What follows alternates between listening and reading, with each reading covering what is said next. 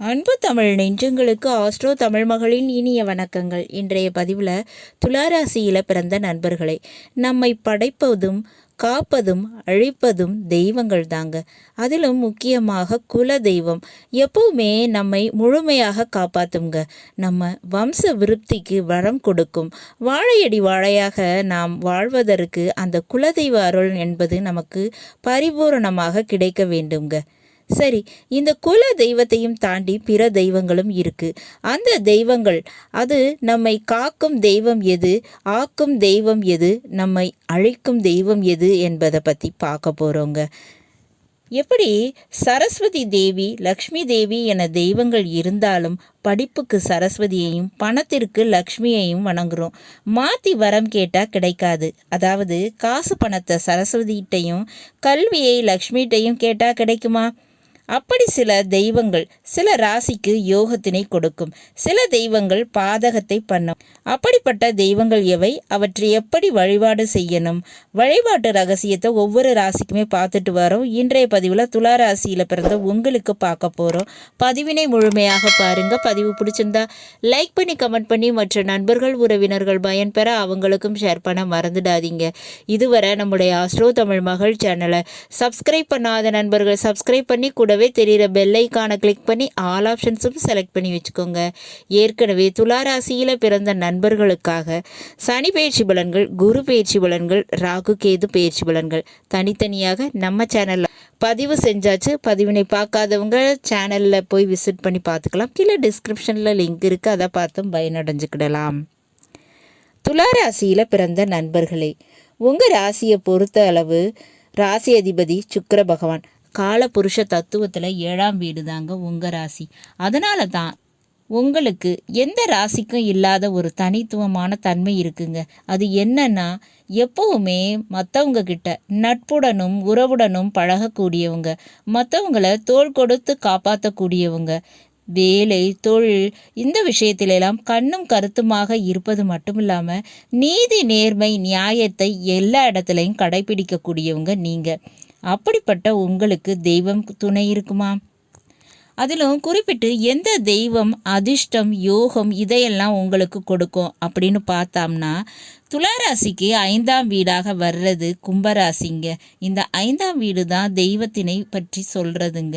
அப்படி இந்த 5ஆம் வீடான கும்பராசிக்கு அதிபதியாக இருக்கக்கூடியவர் சனி பகவான். அவர் உங்கள் வீட்டில் தாங்க, அதாவது துளாராசியில் தாங்க உச்சமடைவார்.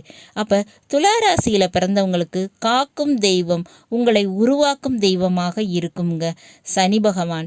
கால பைரவர், காமாட்சி அம்பிகை, முனீஸ்வரன், கருப்பசாமி மற்றும் பெருமாள், அதுவும் ஸ்ரீ ரங்கநாத பெருமாள், இந்த தெய்வங்கள் உங்களை ஆக்கும் தெய்வமாக இருக்குங்க.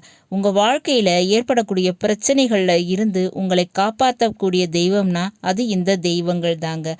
இதில் ஒரு தெய்வமாவது நிச்சயமாக உங்களுக்கு உறுதுணையாக இருக்கும். அதில் மாற்றம் என்பது இல்லை. அப்போ உங்கள் வாழ்க்கையில் கஷ்ட நஷ்டத்தை நீங்கள் சந்திக்கும் போது இந்த தெய்வங்களை விடாமல் வழிபாடு செய்யுங்க.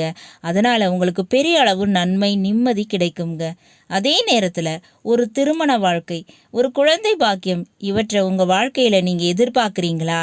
இவற்றை கொடுக்கக்கூடிய உங்களை உருவாக்கக்கூடிய தெய்வம்னா அது முருகப்பெருமான் தாங்க. அதுவும் வள்ளி தெய்வானை சமேதராக இருக்கக்கூடிய முருகப்பெருமான்.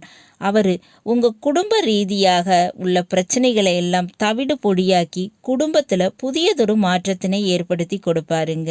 அது உங்கள் திருமண வாழ்க்கையாக இருக்கலாம், அல்லது உங்களுக்கு ஒரு குடும்பத்தை உருவாக்கி கொடுக்கக்கூடிய ஒரு நிலையாக இருக்கலாம், உங்கள் குடும்பத்துக்கு வாரிசினை கொடுக்கக்கூடிய ஒரு நிலையாக இருக்கலாம். அதுக்கு நீங்கள் முருகப்பெருமானை மட்டுமே வழிபாடு செய்யலாம்ங்க.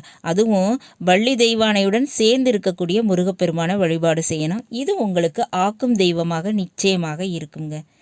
சரிங்க, அப்போ அழிக்கும் தெய்வம் எது? சில தெய்வங்கள் உங்களுக்கு பாதகத்தை பண்ணுங்க.